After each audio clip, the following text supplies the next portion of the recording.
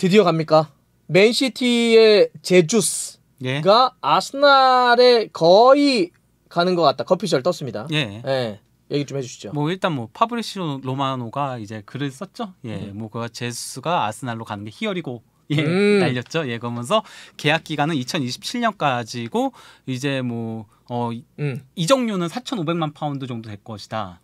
한 600억 되나 그러면? 그렇죠. 예, 600억 정도 되고 예, 뭐 그리고 메디컬 테스트도 이제 이번 주 내에 할 거라고 하더라고요.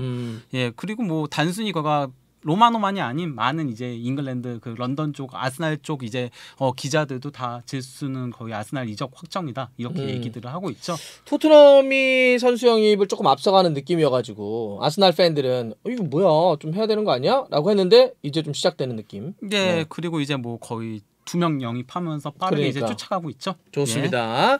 이제 그러면 제주스가 어떠한 역할, 어떤 롤로 어디서 뛸지 이런 것도 좀 봐야 될 것 같고 어떠한 영향을 미칠지도 한번 살펴보겠습니다. 제수스의 아스날 이적에 있어서는 뭐 그러니까 이건 풋볼 런던 기사 내용인 건데요. 네. 아르테타의 역할이 매우 컸다라고 해요.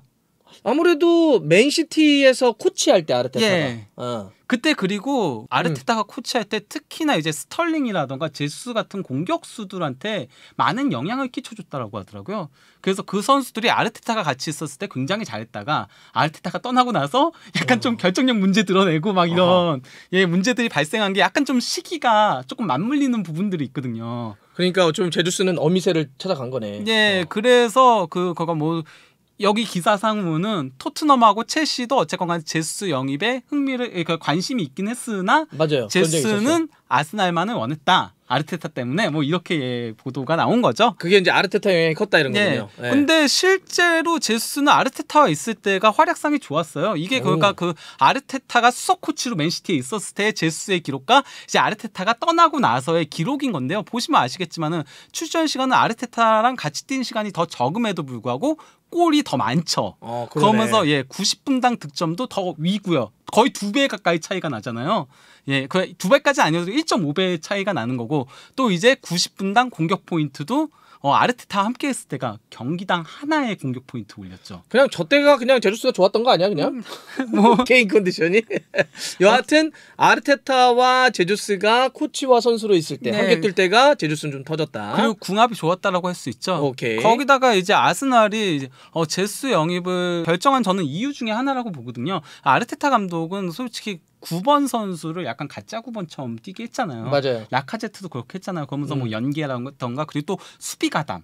굉장히 압박 강하게 하는 거 이런 것들을 중요시 여겼잖아요. 그래서 그거는 은케티아까지도 이어진 하나의 기조, 전술적인 기조라고 볼 수 있거든요. 근데 제수스는 맨시티 있을 때 가짜 9번을 얘가 9번에서 뛰었을 때 수비 가담 정말 잘하고 이런 걸로 정평이 났었잖아요. 이건 그가 지난 시즌에 공격수들의 압박 횟수인 거거든요. 제수스가 17.8회로 상당히 상위권에 위치하고 있죠.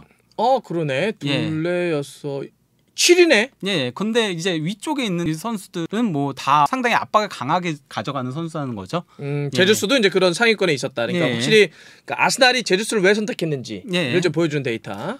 그리고 또 이제 제주스 같은 경우는 선발일 때가 훨씬 활약상이 좋은 선수예요. 아하, 맞아. 교체로 뛸 때는 임팩트가 그렇게 좋지는 않았던 것 같아. 의외로 교체로 뛸 때 잘하는 선수들이 있거든요. 있죠. 그리고 대부분은 교체로 뛸 때 더 좋아요. 왜냐면은 상대 수비수들이 지쳤을 때 건강한 상태에서 뛰는 거니까. 체력적으로 남아도는 상태에서 뛰는 거니까 아무래도 교체 투입될 때가 더 분당 득점이라던가 이런 것들이 더 올라가기 마련이거든요. 근데 제수스 같은 경우는 선발일 때는 152분당 한 골씩을 넣었는데 교체 투입됐을 땐 248분당 한 골씩을 기록했다는 거죠.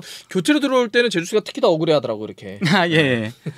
저는 이거는 제수스의 스타일도 조금 영향이 있지 않나 싶어요. 제수스는 굉장히 빠른 선수라던가 막 그 드리블로 휘젓는 선수가 아니잖아요. 그러니까 아무래도 교체 투입되는 선수가 빛을 발하는 경우에는 스피드로 굉장히 아니면 힘으로 누르거나 아니면 드리블로 막 해집거나 상대들이 지쳤을 때 그렇죠. 예, 그런 유형들이 어울리는데 제수스는 그런 유형은 아니니까 아무래도 조금 그런 것들이 영향이 있지 않나 싶고요. 요 표는 뭐죠? 이거는 그러니까 선발 출전했을 때 얼마나 공격 포인트를 잘 올렸느냐인데 얘가 58%라는 거는 그냥 쉽게 생각하면 이거예요. 2경기당 1개 이상의 공격 포인트 올렸다. 경기당 0.58개 뭐 이렇게 생각하면 돼요? 그렇게 생각하면 돼요. 그런데 이게 그 프리미어리그 역대 살라, 앙리, 아구에로에 이어서 4위에 해당하는. 확실히 선발로 나왔을 때가 더 좋구나. 네네네. 그렇다고 할 수 있는 거죠. 자, 좋습니다. 자, 또 요거는 뭘까요? 이거는 이제 페널티 박스 안에서의 이제 골인 거거든요. 그러니까 중거리 슈팅 골이 하나도 없는 가장 많은 그 박스 안에서 골을 넣은 선수예요. 여태까지 중거리 슈팅 골은 단 한 골도 없어요. 뭐 이런 것만 놓고 보더라도 아스날하고 잘 어울리겠네. 그리고 제수스는 박스 안에서 이제 골 넣는 선수라는 거죠. 그래서 저기 브라질리언 폭스 인 더 박스라고 적혀 있는 거죠. 오케이. 그러니까 이게 이제 아르테타 감독이 어쨌든 썰어 들어가는 유형이니까 좁은 지역에서 이렇게 하는 게 좀 중요할 것 같아요. 그래서 이게 뭐 이제 골 넣은 터치맵인 거예요. 골 넣은 지점. 완전히 그냥 박스 안에서만 있네. 근데 이제 제수의 약간 좀 불안 요소. 불안 요소도 있겠지. 불안 요소라고 할 수 있는 부분은 뭐냐면요. 이게 그러니까 2017-18 시즌에 제수가 이제 그 프리미어리그 데뷔한 이래로 기대 득점이 벤테케 다음으로 2번째로 낮아요. 그만큼 기회에서 골을 넣지 못했다는 건데. 그러니까요. 12골 이상을 넣지 못했다는 소리거든요. 참고로 손흥민 선수가 1위입니다. 압도적이네. 기대 득점 대비 실제 득점이 그러니까 뭐 기대 득점 많은 분은 다 아시겠지만 원래 요런 정도 기회에서는 일반적으로 요 정도 골을 넣는다는데 저게 25.86 손흥민 선수처럼 저러면 다른 선수보다 그 기회에서 25골 이상을 더 넣었다는 얘기고 5시즌 도합 기록인 거죠. 제주스는 한 13골 정도를 덜 못 넣었다는 겁니다. 그리고 케인이 2위고요. 손케 데리고도 우승 못하는 토트넘 1, 2위가 갑자기 여기서 토트넘 디스합니까? 어쨌건 그렇다는 거죠. 그리고 이제 그 제수스의 또 다른 불안 요소인 건데요. 이게 그러니까 그 선발 출전한 포지션별 기록인 거거든요. 그런데 그 공격수로 최전방 공격수 나왔을 때는 78경기에 선발 출전해가지고 40골 14도움인 거. 거든요. 이게 그러니까 경기당 0.69개의 공격 포인트를 기록을 한 거예요. 반면에 근데 오른쪽 윙으로 뛰었을 땐 15경기 9골 8도움. 경기당 1개가 넘는 공격 포인트를 올렸죠. 그리고 왼쪽 윙으로 나왔을 때도 경기당 거의 0.8개 이상의 공격 포인트 올렸잖아요. 그러니까 제수 본인도 윙에서 뛰는 걸 선호한다라고 얘기를 했잖아요. 톱에서 뛰는 거를 조금 힘들어한다라고 얘기했었기 때문에. 근데 사실, 이거는 이제 아스날이 사실 지금 전방에 있는 선수가 좀 부족한 건데. 그래서 제수스를 영입을 하는 거거든요. 그런데 제주스는 전방에 있을 때는 공격 생산성이 좀 떨어졌다. 윙에서 도리어 더 그렇고 본인도 윙 자리를 더 편해한다. 그 얘기는 아스날에 지금 결핍이 있는 포지션과 맞냐 이 영입이 이런 거에 대해 아까 지적을 할 수 있다. 좋아요. 아스날은 현재 또 제수스 영입은 거의 확정된 상태에서 하피냐 영입에서도 가장 앞서 있다라고 해요. 이게 온슈타인이 SNS에 적은 글인데요. 그리고 가장 앞서 있고 한 7,500만 파운드의 영입을 하려고 한다라고 하더라고요. 하피냐까지 돌아오게 되면은 지금 토트넘과 아스날 영입에 누가 더 잘하고 있다고 보세요? 제주스까지 들어오고만 하피냐까지 들어오면. 아스날이 제수스하고 하피냐까지 온다고 하면 그냥 저는 현재까지 비슷하다. 그렇죠. 그러겠다. 둘이 그러니까 막 맞춰 들어가네 이렇게. 공격 자체를 더 보강을 열심히 하는 거는 아스날이거든요. 왜냐면 파비오 비에이라도 있으니까 공격수를 3명을 보강을 하는 거잖아요. 그런데 이제 그건 있잖아요. 토트넘은 공격이 완성된 팀이잖아요. 손캐가 있으니까. 거기에 이제 추가를 하는 건데, 그러니까 토트넘은 도리어 수비 쪽 보강에 더 집중을 해야 되는데. 수비형 미드필더 비수마, 왼쪽 윙백 페리시치. 그렇죠. 근데 이제 아스날은 공격 쪽에 약점이 있었잖아요. 라카제트라던가 뭐 은케티아라던가.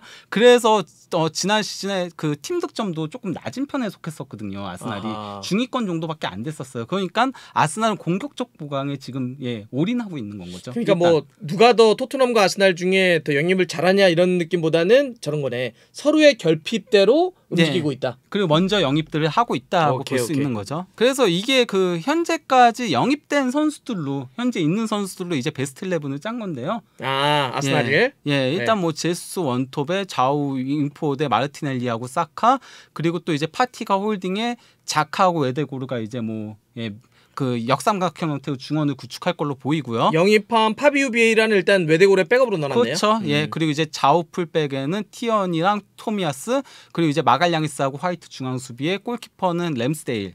그러니까 현재만 놓고 보면 이렇게 되는데 만약에 아스날에게 베스트가 있을 거 아니에요. 네. 원하는 선수들 예. 혹은 연결되어 있는 선수들이 예. 최선이 다 영입된다면 이런 예. 포메이션도 가능하다는 거죠. 예, 그렇죠. 현재 안 그래도 뭐 틸레망 영입도 시도 중에 있고요. 그리고 또 이제 그 에런 히키라는 그 볼로냐의 좌우 풀백 다선은 유망주 있거든요. 그 선수 영입도 시도 중에 있다라고 하고 리산드로 마르티네스 영입설도 있고요. 어허. 예, 그렇기 때문에 이 영입들이 다 이루어진다면은 제수 최전방에 이제 마르티넬리하고 사카하고 좌우 윙포드의 하피냐가 이제 또 공격진에 더 가세가 되겠죠. 그리고 이제 파티 홀딩에 틸레망하고 이제 웨데고르가 역삼각형 형태의 중원을 구축할 가능성이 상당히 높다고 보고요. 그리고 이제 티어니하고 토미야스 좌우 풀백에 마갈량이스하고 화이트 그리고 골키퍼는 램스데일. 근데 백업이 강해지는 거죠. 그러니까 약간 로테이션이라든지 이런 게 좀 강하지네. 예를 들면 티어니 같은 경우도 부상을 조금 많을 때가 그렇죠. 있는데 거기 히키가 들어올 수도 있는 거고. 그리고 허리 쪽 좋네. 틸레망하고 웨데고르하고 파티면. 거기다가 비에이라도 있고. 리산드로 같은 경우는 센터백도 설 수 있고 수비형 미드필더도 설 수 있고 왼쪽 풀백도 설 수 있고 다양한 역할이 가능한 선수죠. 오케이. 좋습니다. 그래서 이렇게 일단은 구성해서 갈 수 있다. 이거는 이제 좀 더 희망 그렇죠. 좀 다 영입이 베스트. 된다면 본인들이 원하는 선수들을 다 영입한다면은 재밌겠는데? 아니 이번에 북런던 더비 두 팀이 아주 실속 있게 잘하고 있네요. 이제 시작되고 막 하고 있는 거니까 계속 어떻게 진행될지 좀 지켜보겠습니다. 그리고 만약에 이 선수들을 다 영입한다면은 아마도 지난 시즌에 이어서 또 이번 여름에도 가장 이적료를 많이 지출한 팀이 될 가능성이 높습니다. 아스날이? 이게 다 영입된다면? 돈을 쓰는 만큼 또 결과를 내야 될 텐데. 그렇죠. 한번 지켜보죠. 네.